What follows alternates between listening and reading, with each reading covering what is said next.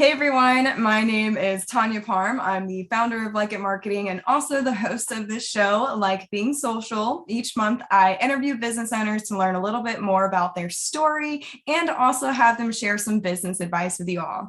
So this is our 8th episode, and I have a very special Lakelander with us today. You've probably seen her around town serving and catering some of the finest events in Polk County. Dorcas Crumbley, thank you so much for being a guest today on the show. Thanks for having me. Absolutely. So I want you to introduce yourself and just tell a little bit more about you. Tell me your story and how you got to where you are today.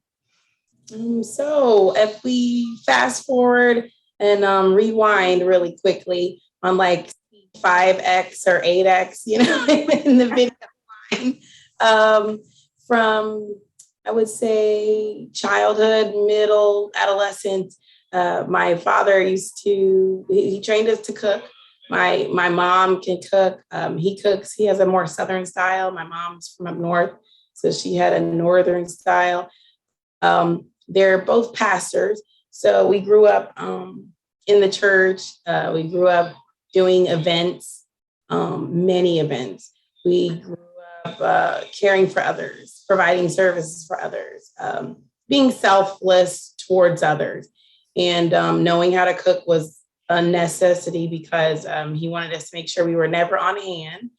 We can do everything from fix a toilet to change a tube in a car. I mean, like I'm the oldest of 3 daughters and 1 son. So he raised 3 women who could do anything a man could do. Okay, that's awesome. So, girl power all the way. Love that. Love that. We all know how to cook. We all have varying grades of enjoyment of cooking. And surprisingly enough, I'm not the one who just enjoys being in the kitchen. Just enjoys coming up with new recipes. I'm actually kind of bad at getting stuck in a rut, like your everyday person who gets stuck in a rut because your kids don't like anything anymore and they're really picky or they're just over it. But so I learned though how to cook for quite a few people. It was 6 people in our household. So we had to know how to cook for, the masses. In my, case, that's like the masses because I'm only, 13, 14 years old. And we each had a night in the house that we had to cook. Yeah. So we learned through trial and error, made to order, what you want, what you don't want, what you have to fix when you burn something, how to come up with something new.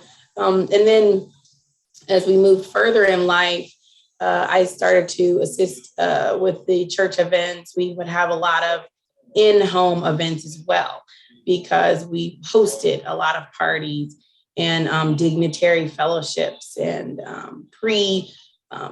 conference meetings and things like that. So we would bust out with the china and the linens and fine linens and fine china. My parents, I would say, are natural born event planners and executors. So we know how to carry anything from the very start planning, program planning, and written material planning. My mom is a master at like written programs and all sorts of material and advertising material to get ready for an event. And my dad was the person to coordinate and make sure all of these pieces were in place, along with my mom, who was the runner. I mean, she ran everything. So we were in the house with that. Okay. So moving forward to college and post-college, I was very active in college in various groups at Florida Southern College, where I graduated with my BA in mass communication and broadcast journalism. Oh, so, I have mine in communication too, my bachelor's degree. I did the television production in our church because we were on TV for a good many years stint. And I learned television production, interviewing, and all of that stuff. And then we also were doing events and recording events and live services and all sorts of things. Yeah. Along with events. So events. I keep saying events, but that was forward to post, professional and post-professional world. I decided to start youth conventions and community events to try to bring more kids and families out to the church, as well as grow the audience of the ministry.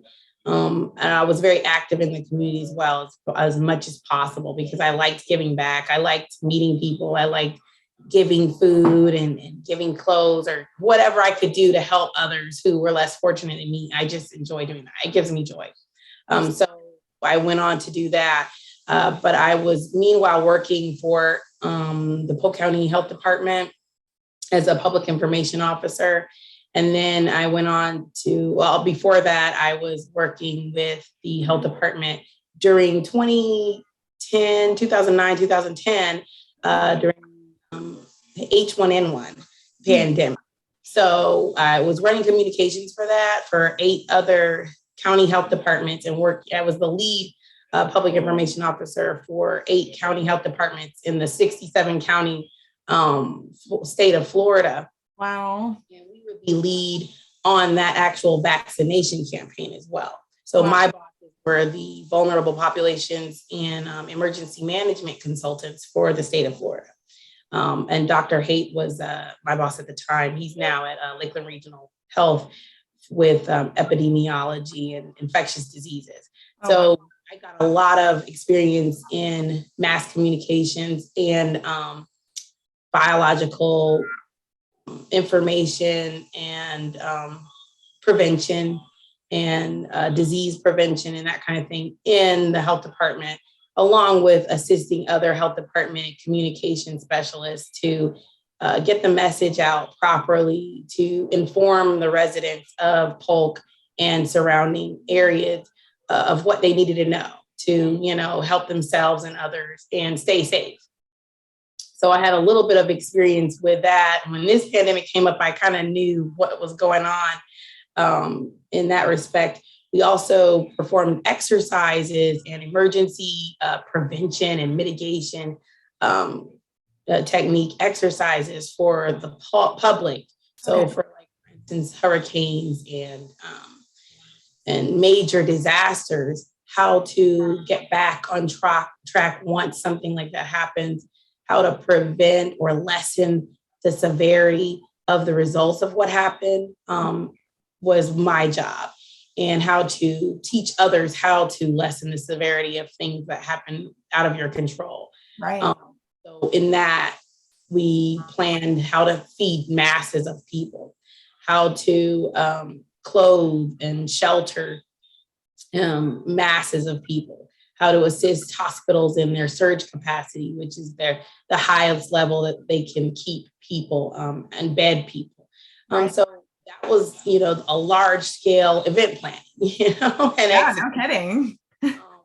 From the start to finish with many hospitals I worked with locally. And then I went on to the Lakeland Police Department, and I was their program coordinator for their police athletic league. Okay. So I did that for 2 years. And then I left there and went and decided to go get my degree because they had recruited me at Webster University as a civilian employee at the police department.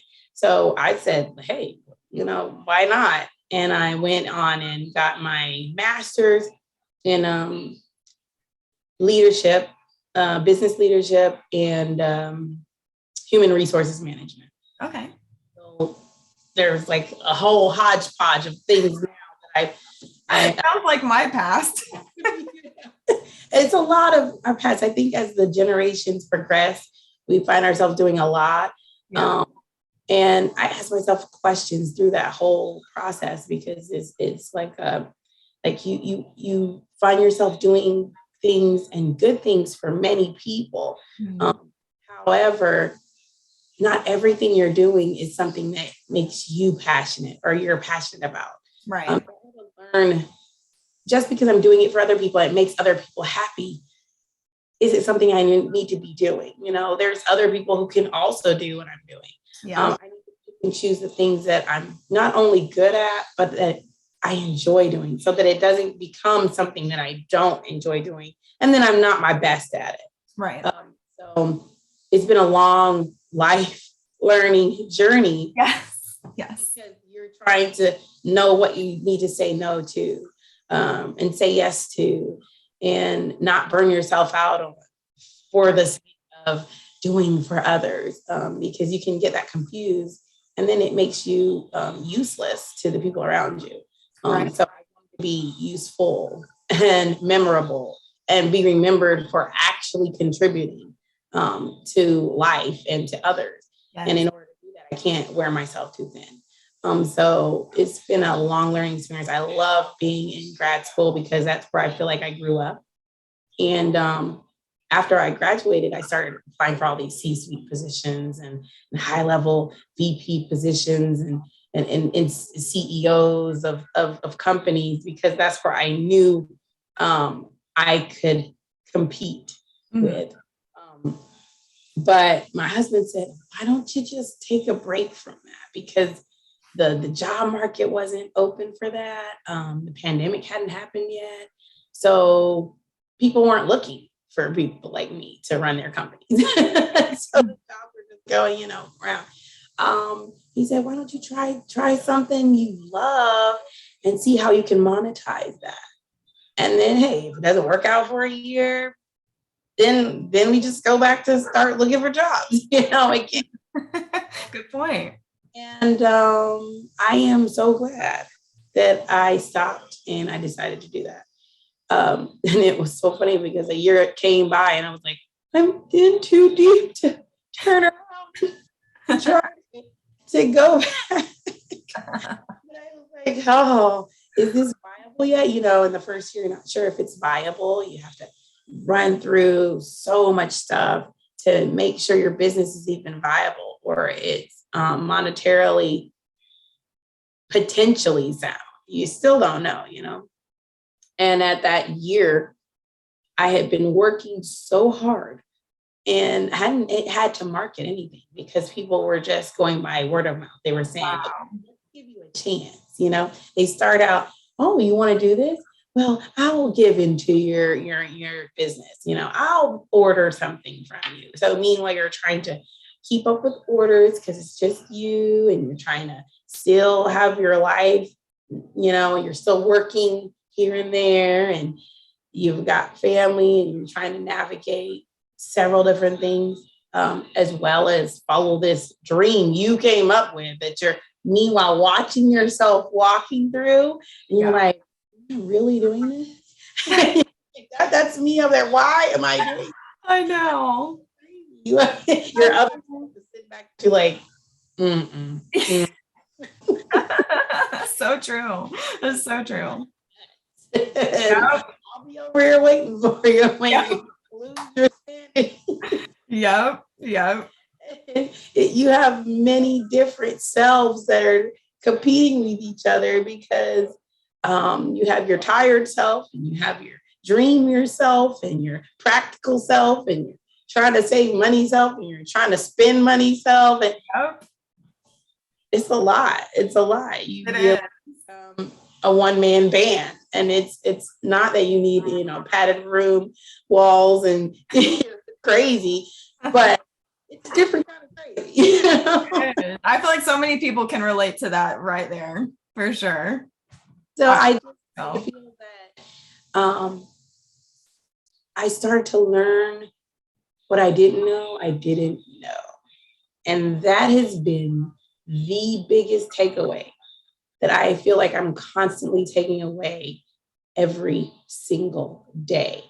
I am learning what I don't know. Yeah. I didn't.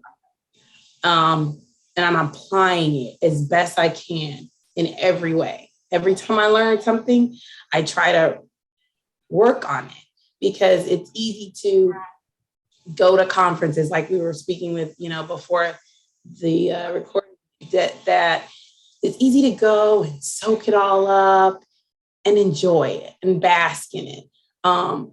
but you have to apply it. And it's so easy to go to conferences and meetings and feed yourself, but not use that. And, food has to process, the energy comes from food. Right. Health and nutrition comes from consuming food, but food doesn't just stay in your body. We all know that. Right. It has to process out. So anything you learn, it has to process, and it has to process out, either in the form of you applying it to something, or you telling others, or you using it to do something else. But it's got to process out. It can't just sit there in your brain, because then you become nothing. You're not doing anything with it. And I think you become stagnant. So that's what has kept me going. I'm always telling myself, wait, once you get comfortable, and somebody's told me that, they said, once you get comfortable, you better start moving around, because if you're comfortable, or if you ever think you've arrived, then you're in trouble. Yep, I could see that. And you just don't stop. You're always striving to be perfect, knowing you'll never be perfect. And it sounds like a really depressing thought when you think about it like that. But if you're grounded enough to know that you're never going to be the best, but you're striving to be the best, and you will be your best if you're striving for the best. And that's why I tell my kids, I'm like, don't try to compare yourselves to others and say, I am the best, like these celebrities do, or anybody important, or who we deem as important in the world. We say, oh, they're the best.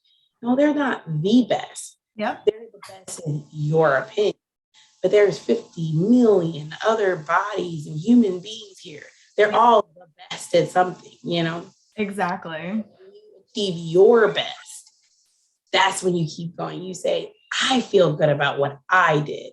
So good. Not anybody else, because at that point, anyone else will accept you if you're good with you. And I think the hardest lesson that took me the longest to learn, that goes in line with that, was my name. I literally couldn't stand my name up until the year I graduated from Webster with my master's, which was 2017. That's when I decided on graduation day, I said, I got to own one of these names. Is it going to be D or Dorcas? Because I'm going out into a professional world, when I was thinking, C-suite positions and jobs. And I got to figure out what I want to be called. Right. Because people need to know me as one or the other. Yep. And I just said, I'm just going to go with the name I've always had. It's too hard to change it. Good for you. Good for you. It's too hard to change. But when I made that decision, my life changed. Yeah. And then I wanted to tell girls, like, I spoke to the Girls Inc. Group one time, and I said, you know what? Until you become okay with yourself, nobody's going to be really okay with you, to what you're looking for people to be okay with you, to the point that you want people to be okay with you. You can't ask them more of what you're not willing to ask yourself. Right. I wasn't willing to ask myself if I like myself enough to be okay with my own identity. Yeah. If you're not okay with your own identity, how can other people be okay with you? Because you're not giving yourself the room to be okay with yourself. 100%. Wild, because it was like drop the mic, aha moment. And I've been living with this name all my life. And it never made room for me to the fullest extent, I believe, until I decided, dang it, I'm just going to go with it. 100%. I love that. You actually accepted it. And it's a good example, like you said, to show other people. Yeah. And I just learned. I really I'm happy that happened in my life, as late as it may have been. Definitely. All right. So I want to know, what's the number one piece of advice that you've been given as a business owner? So it's actually an old quote that my mom used to tell me. But you know how sometimes you hear quotes all the time, but you don't really know how they can help you in life situations until you are in those life situations. And then certain situations bring back to your memory certain quotes that can apply here, you know. My mom used to say, don't ever sell yourself short. Yeah. I didn't know what volumes of importance that would mean to me in my life now. Aw. Because culturally speaking, and as far as a very green entrepreneur, as any green entrepreneur who's not mainly doesn't have like a big business guru or a business mogul in their life, doesn't know how to not sell themselves short Right. in the first few months to years of their business. You know, it's a trial and error. It is constantly a guessing game. And you can take all the trainings and go to all the schooling, get a step-by-step, you know, process of how to price things out and how to measure things and how to charge people and how to get work. And nothing is real world experience. None of those are real world experience. And real world experience, trial and error is what really teaches you how to not sell yourself short. Yeah. Yes. I would say probably that's the best quote because it applies to more than just money as well. I mean, it applies to so many things. I learned that I couldn't sell myself short in marketing myself. I couldn't sell myself short in stepping out and making sure I'm in the room where decisions are being made. Yeah. I didn't need to sell myself short in buying good quality products to sell, you know, or product ingredients or product materials to make or produce the product that I'm selling. I couldn't sell myself short in my compromising what my gut tells me. Yeah. I can't sell myself short by talking myself out of things that I know are what I need to be doing or saying or achieving. So don't ever sell yourself short applies to so many things in life that if you aren't careful, you can always be selling yourself short and not even be knowing it, not even think about it. Right. And it's easy to do. It's easy to sell yourself short. It's easy to go for the cheaper option. It's easier to cut corners and say, well, I don't have it right now. It's literally as simple as the getting $5 of gas on Tuesday, getting $5 more of gas on Thursday, on Friday, and you go back on Saturday and you need $5 and you only got a half a tank, right? Yeah. So spent $20, but you were afraid to spend that $20 on Monday, which would have carried you through to Thursday. And it's less work. So, but it's a mentality. Mm-hmm. And probably the second best quote is one my dad used to say is the poor man's mentality. Stop thinking like a poor man. Yeah.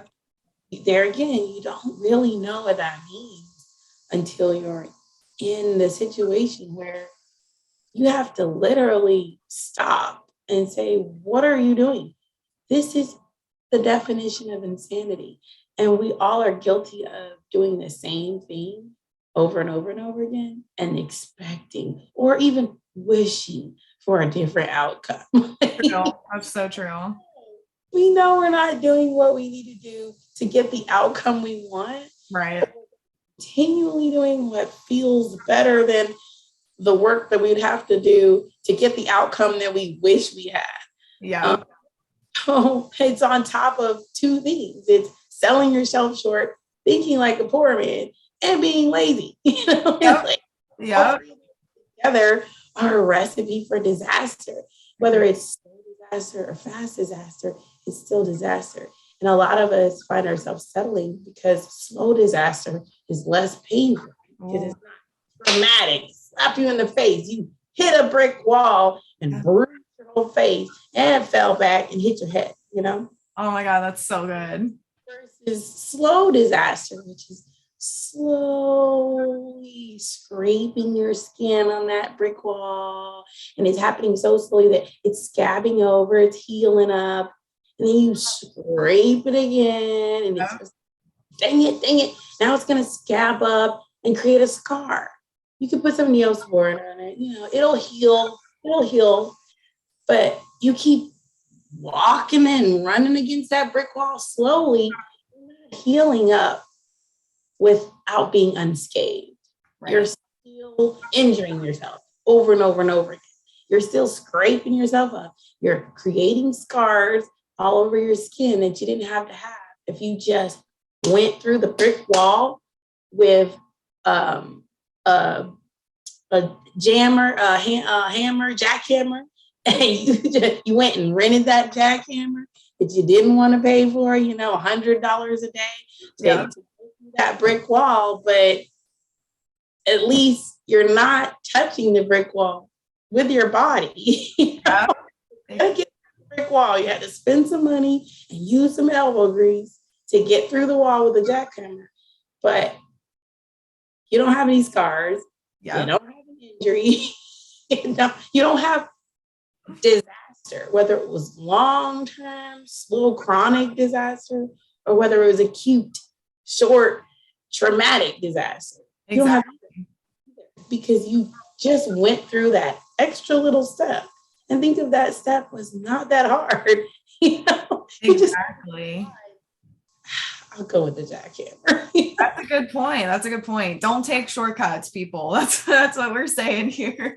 Those two things are real tangible quotes that have stuck with me. I agree. And I think a lot of people need to hear those for sure. So I think people will like that point. And I love how you threw the recipe thing in there. It's only fitting for you and your business. Which, speaking of, so that brings me to my next question is, how did your business become so well known in Lakeland? Well, I'm a little bit, I would say just have a teeny bit of guerrilla marketing strike, going down my back. I don't even know how I got that, where I got that from. My background, of course, lends itself to making sure that, oh Lord, here I'm saying what my dad said.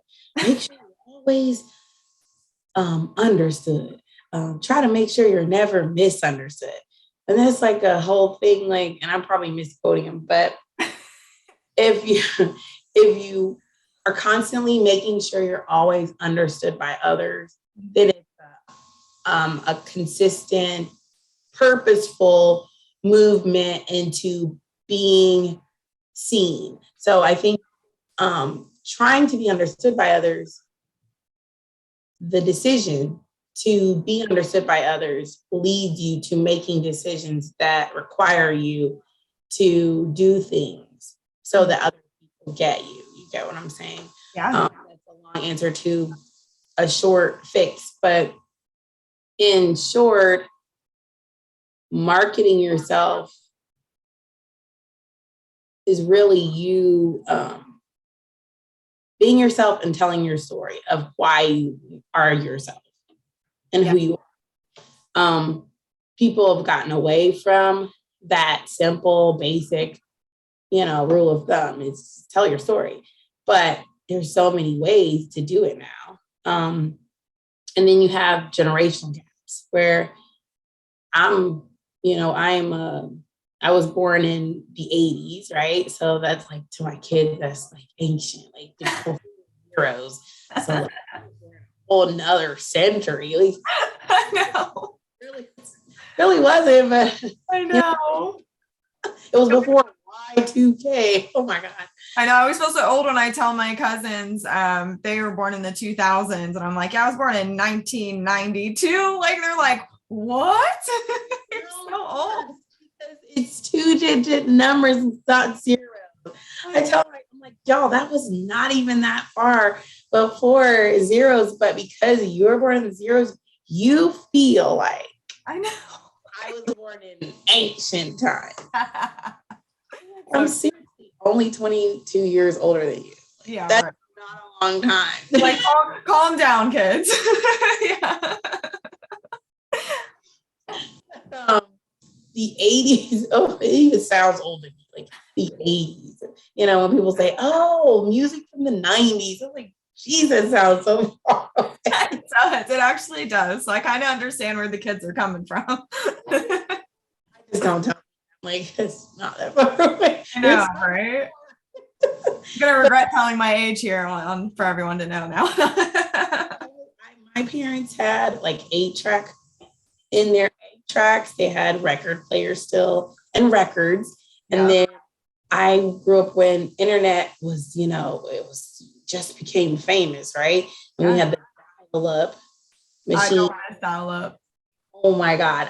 We had the dial-up. So it was AOL was the big internet. Now if you have AOL now, you're usually over 60. No offense. Calling people out here. It's a roast session now. My senior friends and family members, I love you all dearly. Mwah, mwah. Yeah. But AOL, it's not about AOL. It's out. But those are the things we grew up with. You still had a landline. Some of our parents still have landlines, Yeah. We have a landline that we don't use. Like, they just are there. I'm like, are we paying for a landline that just sits in the corner? It's not even plugged up anymore. And I think we're paying for it. Is it on the cable bill? There's so many different fast evolved movements that have happened in technology and in the need to market yourself a certain way.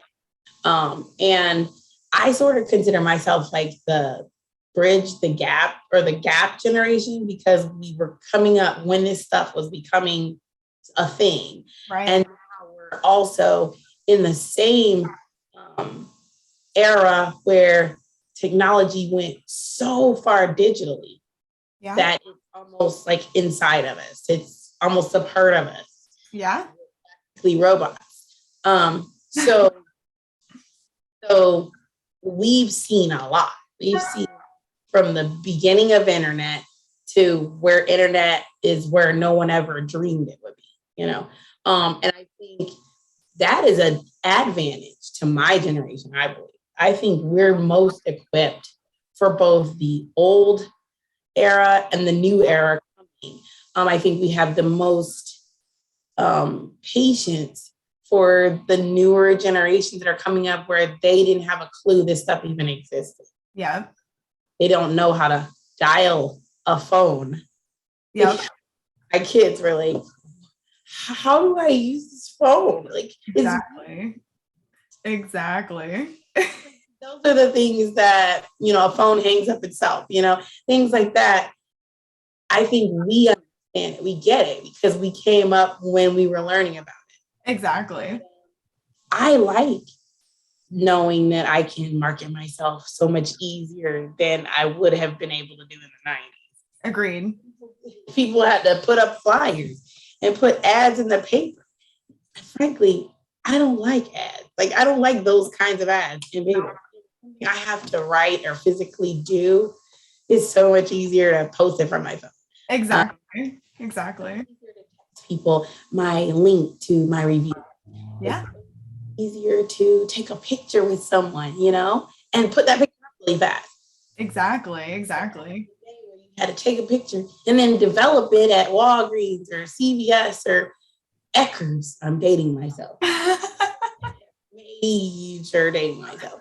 And then wait a couple of days to get those same photos, you know? So who was about marketing when you couldn't even have your photos in 3 days? You get what I'm saying? So definitely that have made me desire to take advantage of the open marketing we have today.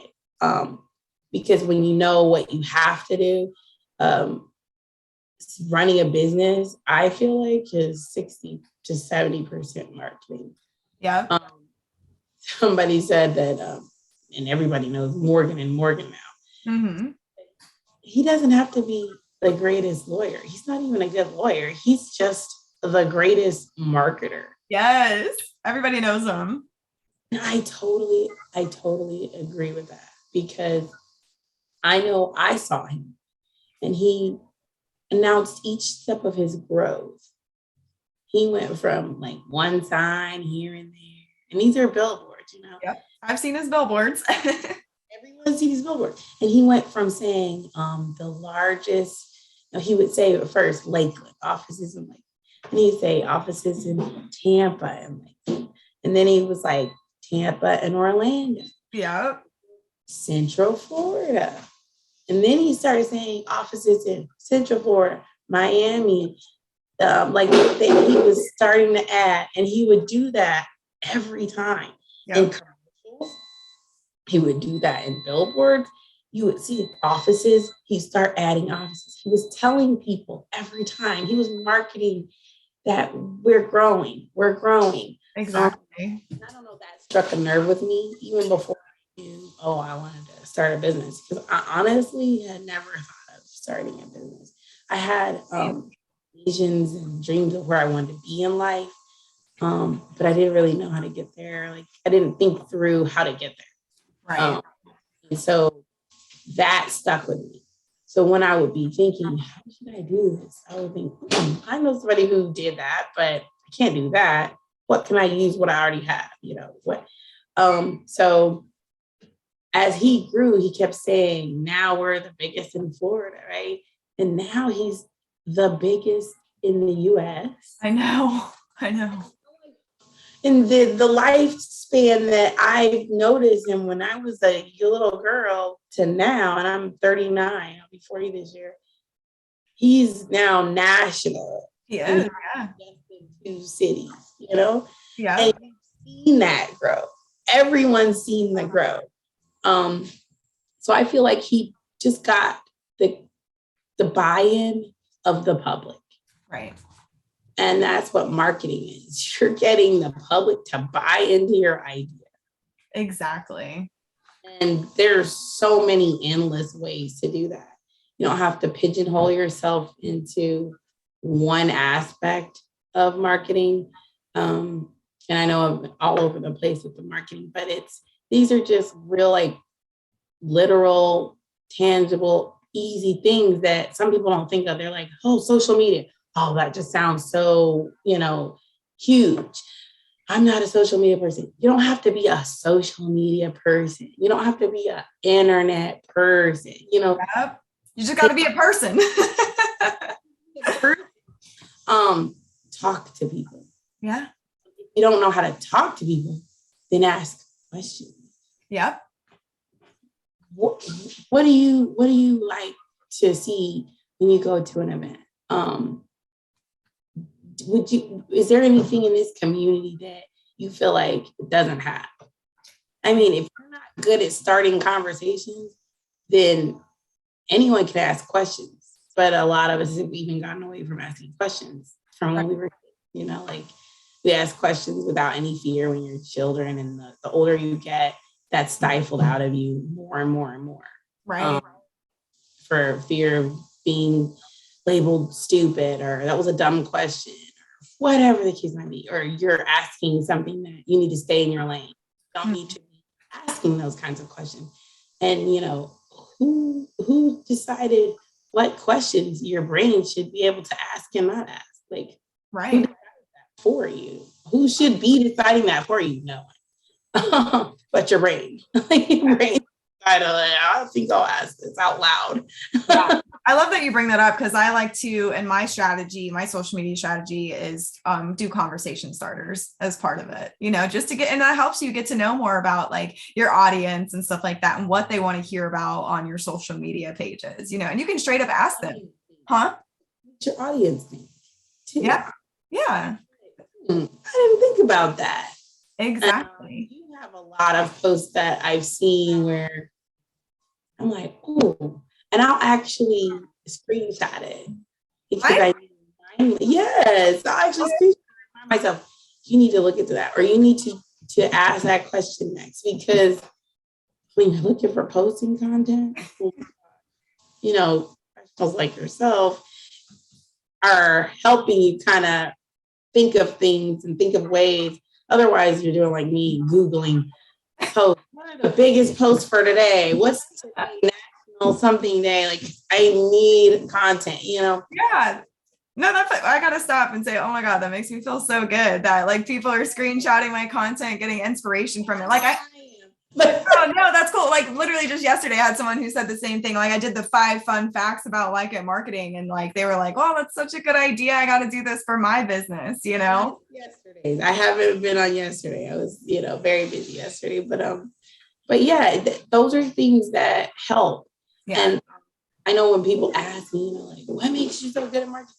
It can be a somewhat of a gift and a personality trait. Right?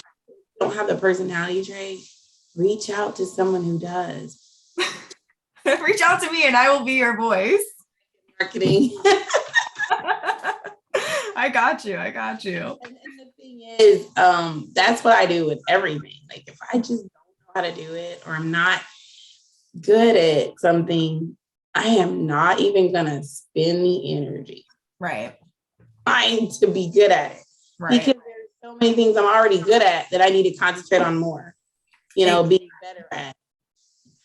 There's no energy for trying to be good at someone else's, perfection or their good characteristic. Why do I need to try to take on theirs? Agreed. My own that I need improvement, Absolutely. So that's why I feel like marketing shouldn't be so undaunting. It shouldn't be hard. Yep, I agree. It's just like you said, it's about just sharing just being human, your story as a human, and what that adventure has been like in your business and personal life. Ways, looking at other people, asking questions, finding out what's the easiest way to do this. I know a lot of people come out with schedules, and I need to schedule your content and take pictures. Well, I had to remind myself, all of these events we were doing, we weren't taking pictures. No. Oh no. When I first start, because you're trying to just keep up with yourself. And you got 1,000 thoughts. Yeah. Yeah. And so pictures are the last thing on your mind. Yeah. As a business owner, marketing is the last thing on your mind when it's referral based, right? When you're just getting out there and people are just finding out about you, or they're telling others about you. So you're only doing jobs based on what's coming in. You don't have time to try to plan the strategy for the next, because you're just getting started. Yeah, you're like day by day at that point, with all the things you have to do, wearing all the hats.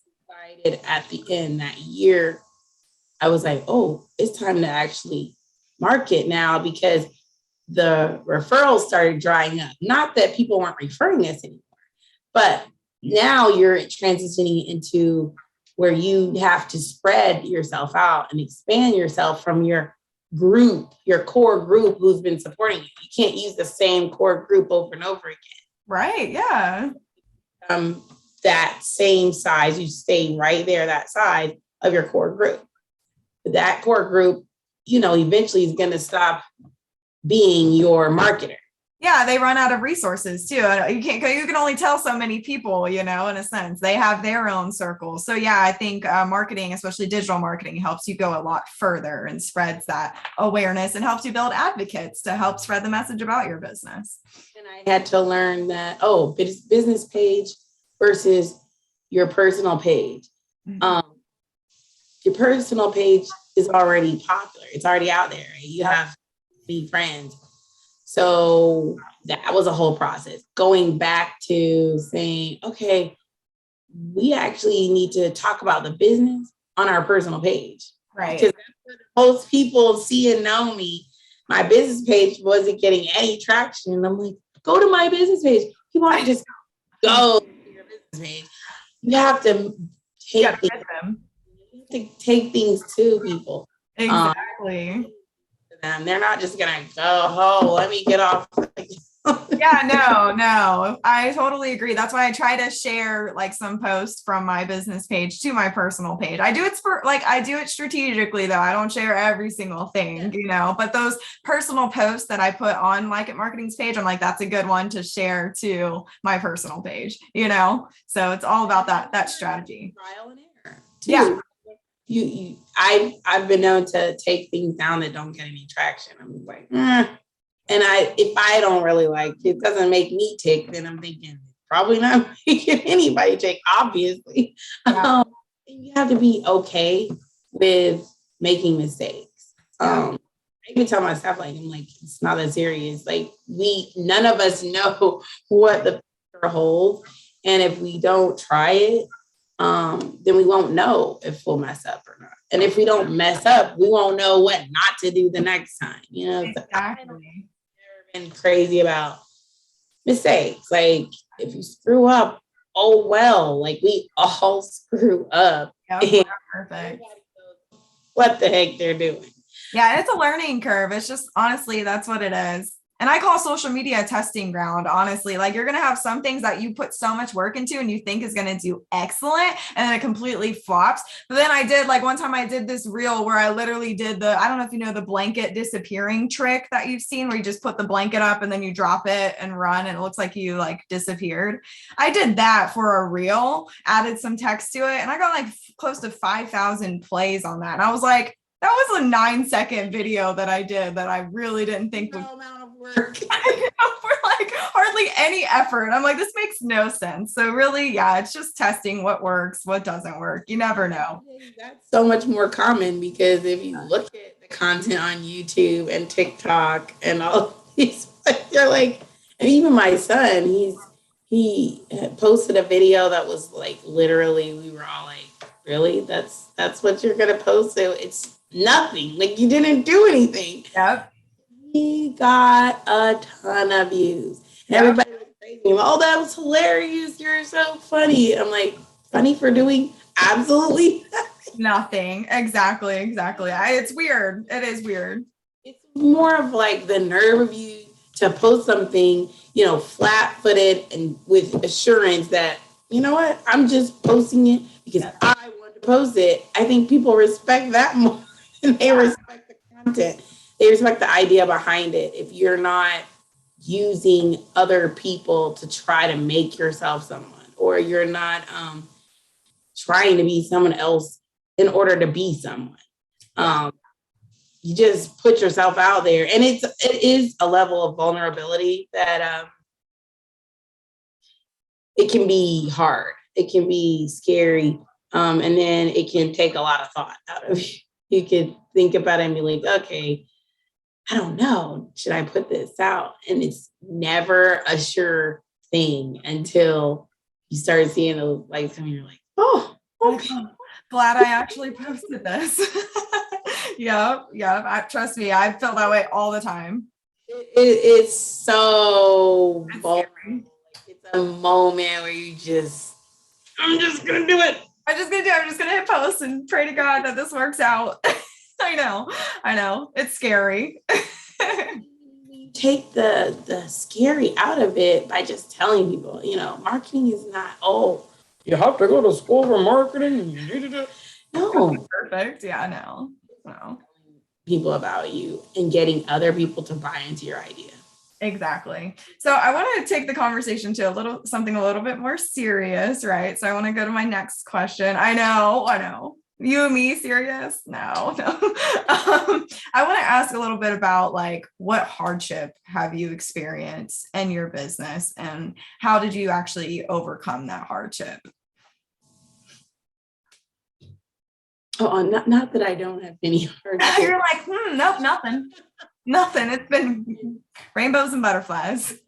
I honestly haven't had major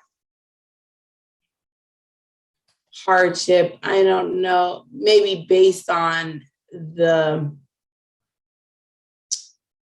definition that people might think of or that might come to mind right away.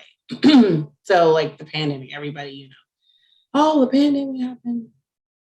I feel like the pandemic was a vacation first that I very much needed because I was working, running so hard.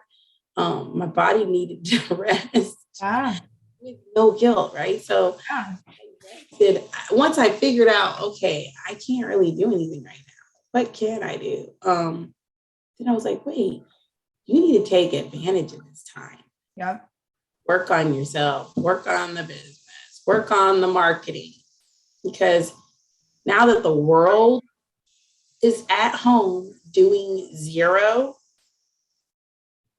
but they're on their computers, they're on their phones. You need to be doing something about that. Yep. I would say the hardship, the main hardship is lack of capital. Right. And, the highest percentage of millionaires and billionaires in this world were self-starters. Like they're the first generation of millionaire and billionaires. Right. So they had to make it from something. And these are people who didn't have a silver spoon in their mouth, so to speak. They didn't have major start capital that helped boost them. Yeah. So I'm echoing many different people who started from nothing. They just built from what they had. We literally have done that. We didn't have startup capital. Mm-hmm. So if I had to pick what's my biggest hardship, it's a hardship that stays with you. Yeah. Until you get that big break where you finally pass the threshold of not living from paycheck to paycheck, just like you were when you were working for someone else. Right. Not having to subsidize your income with your personal income. Mm-hmm. When you're not having to use this job for the next job.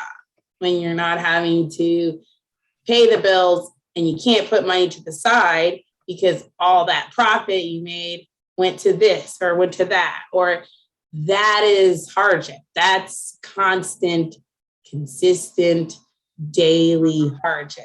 So people come up with one reason or two things, or, oh, the pandemic destroyed me.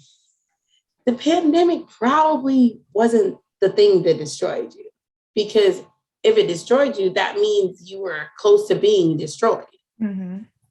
Or something so catastrophic had to happen that it completely topsy-turvied your boat. You're now upside down, taking on water.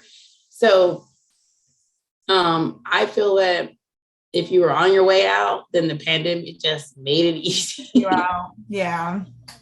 If you weren't quite there yet, like me, then the pandemic didn't do too much to you. You weren't making so much money. You weren't so established that it just took, the wind out of your sail. Yeah. So I was in that in-between stage. Okay. It didn't affect me in that way. Right. Hardship has been with me from the beginning. Of course. We weren't born rich, we weren't born wealthy with dividends of cash on hand to be able to front all of the dreams I had. Yeah. That is my answer. Right. And do you have any advice on how to just overcome any of that, like the hardship and? Just, you have to make decisions in spite of. Mm-hmm. I am a big prayer person. Yes. Big leaner on God. And I like to say, God, me and God, we're like here. We're like this. I try. Love that. We're friends. Yes, I love that. Because there are so many things, that even that had nothing to do with my business years and years and years since I can remember, that I've often just talked to him. I'm like, I don't even know what I'm doing or where I'm going or what I need to be doing.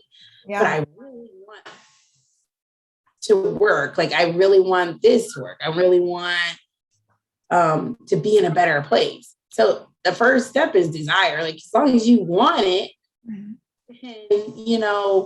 there's a chance there. But you have to want it for yourself too. And it's easy to be sad and depressed and feel like, is this even worth the trouble? Because there are so many easier things I could go for. Yeah. But then again, there's that jackhammer situation through the brick wall. Like, is renting the jackhammer really that much harder than trying to use your own strength to go through that brick wall, like with no leverage? Right. So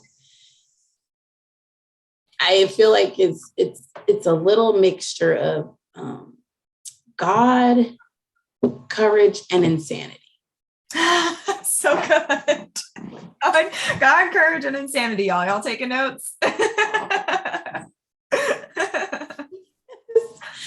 sometimes, like I was telling you in the beginning, I feel like I'm looking at myself from the outside, like I'm literally looking at myself wondering, what are you doing? Like, is this? I feel that way every day. I probably ask that to myself once a day. Yep. I get it now when entrepreneurs are like, oh, I'm just crazy. Like, that was my crazy self over there. The crazy self the sane self would have never made that decision. Right. And it really is, it's probably like the ego part of you that's like, I don't care. I'm just going to do it anyways. Let it be hard, but do it anyways. There's a quote that says something like that, and I love it. Let it be hard, but do it anyway. Something like that. I don't know exactly how it is, but yeah, like just keep going, even if it's tough. Just keep going. Don't give up, no matter what. And you're always questions. You can never say, "Oh, well, this is bad advice versus good advice." Technically, there's all advice. All of it's just advice. Advice is advice is advice. It's bad if the decision that you make from it doesn't come out with the outcome that you desire, right? That's what you usually equate bad advice to.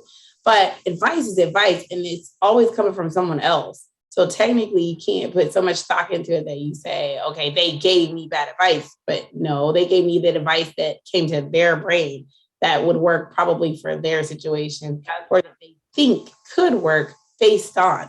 But no one ever has 100% of the details that you're going through in your life to be able to give the perfect advice. So really there's perfect advice out there that none of us will ever get. Nope, exactly. You have to trust in yourself. Advice that you get on a daily basis from anywhere, on any subject. So you have to take your own advice. Yeah. You have to think for yourself. You have to figure out if this is the right decision, if you should go with the group on this, or if you should go with your own. Decisions are decisions. They're hard, they're crappy. And they got to be made every single day. But you got to make them every single day. Some decisions are the easy ones, seems like they're the hardest because you're like, oh, choices. You can't decide because they're all choices you want. Like, it's hard. It's just human nature, and it's life. Decisions just have to be made, and you don't always like the outcomes. I've just been one of those that, I can see, okay, this is a lot of money right now, but I need to see what is going to put me here. So I look at like jump spots, like this spot to jump to there. If I do this here, and I don't look at money in the same way that a lot of people look at it. When it comes to sacrificing for where you want to be, because I know that it takes money to make money. Right. So that's probably a very hard place for me. It's a hard place because you don't have the money, but you need to use the money to make strategic decisions, and put yourself in strategic areas. It feels that it's so slow ROI. Like the ROI on paying to play is very slow. It's rough. Yeah. Agreed. It's a rough road, but the ROI on paying to play is extremely slow. It sucks more than it feels good. Yep. I agree. But you gotta invest in yourself, you know.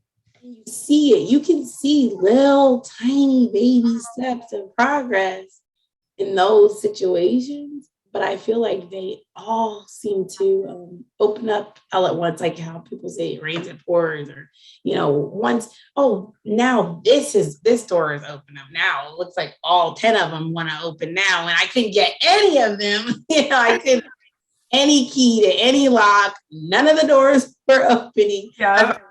Key to one lock and like the other ones fall open. Like, what is that? Yeah.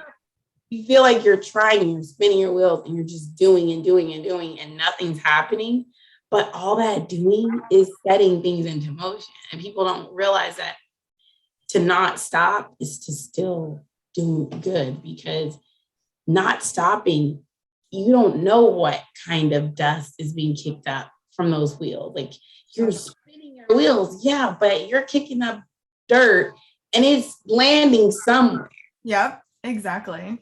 Even if you feel like, oh, this is just a bunch of mud, I needed rocks to park in because I can't get out of this hole. But it's hitting somebody. Right. It's hitting something. It's landing somewhere. Somebody's going to catch it and be like, I can do something with this pebble landed over. I can put it in my rock garden, or I can put this dirt, fill in this hole I got over here. And you didn't even know you were creating something for someone else to use when you were spinning your wheel trying to get out of that hole. Exactly. How energy travels from people to people, like your actions spark things in other people's lives that you never knew or happened. Okay, good example of that in this actual meeting that we're having. So you said you took screenshots of my posts, so I had no idea you even did that until today, so it kind of means like, wow, I'm actually, the work that I'm putting out there, people are valuing, they're appreciating it, and they're using it to help grow their business, as inspiration. How long were you doing that before you even heard the first person say that? I know. Think about it. It seems like forever. Yeah. Your marketing, it's the same way about marketing. And I sat home and I didn't choose to start a Facebook or Instagram on the business. Mm-hmm. We were 2 years in. Right. I had to be purposeful. And that was an extra job that I did not have time for. Yeah. So that was one reason I wasn't doing it. I was doing more legwork. I would go out and talk to people. I also listened to Steve Nudelberg on LinkedIn. And he is a LinkedIn guru. Oh, okay. Enjoyed that. And yes, you should listen to him. He has a morning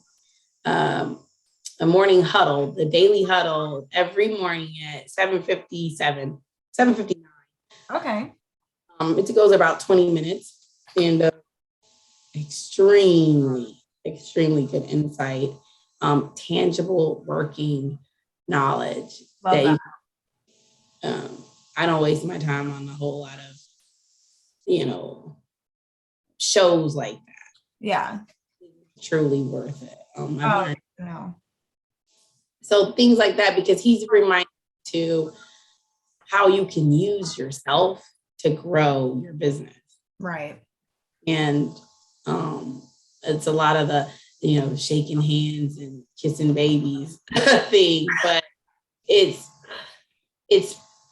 touching people. People need people, no matter how much we get into the digital era, people still need people. Amen. They want to see your face. They want to see you.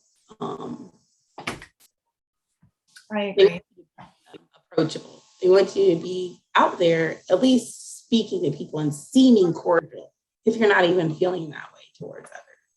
Absolutely. So I know we kind of talked about a lot today, but was there anything that you think that I didn't cover that you want to maybe mention now, or any like final words of advice? What's that? I don't think so. we covered a lot. We covered it plenty. Like, I don't normally get to talk this much about myself. Well, it's nice. Like, I appreciate you sharing your story. I love your visuals that you were able to use here. I think that there's a lot of good quotes that people are going to be able to take away from this, and good resources. I loved you talking about your parents too. It sounds like both your mom and dad are very smart people, which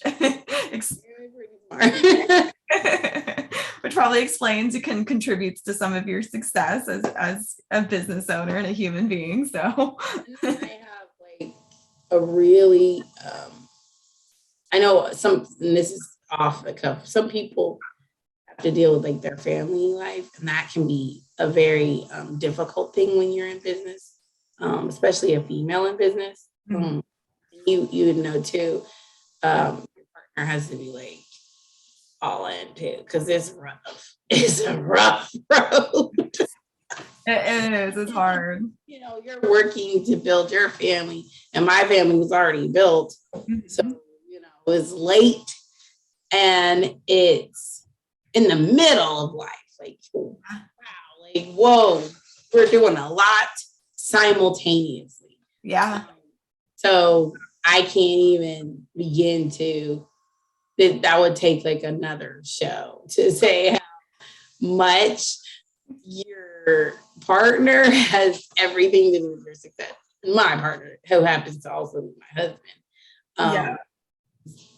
that he embodies everything that you kind of need to grow, because it would not be possible.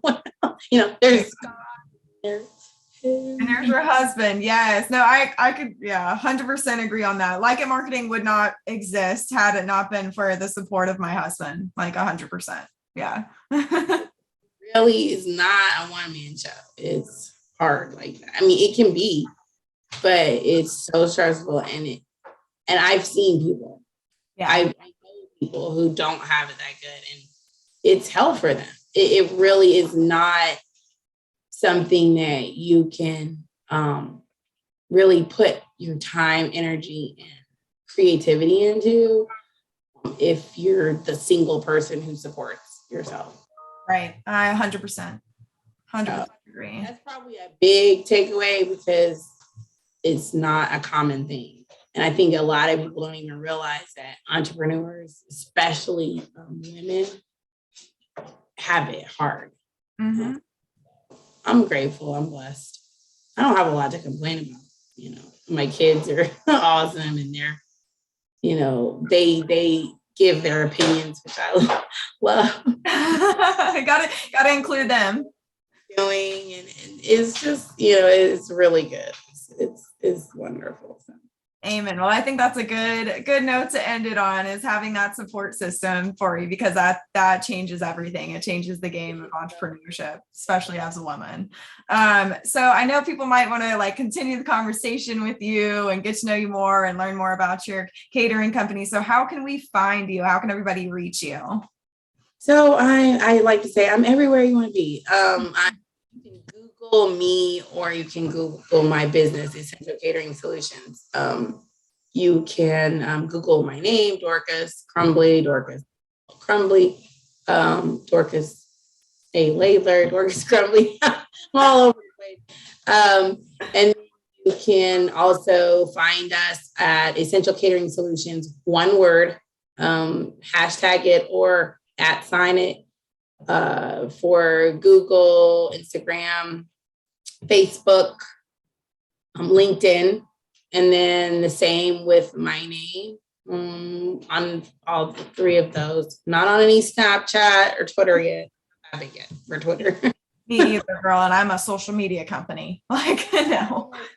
Twitter. This is a lot going on there. It's a moving train. Yeah. So, and we're really everywhere. You can literally find us anywhere. We're not hard to find. And it's not hard to get in touch with me. So, Perfect. Well, email is ecsfloridacatering@gmail or info@essentialcatering-solutions.com. And you can just find me. Our main office number is 863-333-7100. And like I said, you can really follow those paths, and all paths lead to me. So you can find me anywhere. perfect. So what I'll do, I will make sure to include Dorcas's information in the show notes along with my own. So if you guys liked this episode, if you can just subscribe to our channel, Like Being Social. You can also find me at www.likeitmarketing.com. Dorcas, thank you so much for being here. This was really fantastic. Like, I loved getting to talk with you. I really enjoyed this. Thanks so much, Tonya. Absolutely. Well, thank you guys so much for watching, and we will see you next time.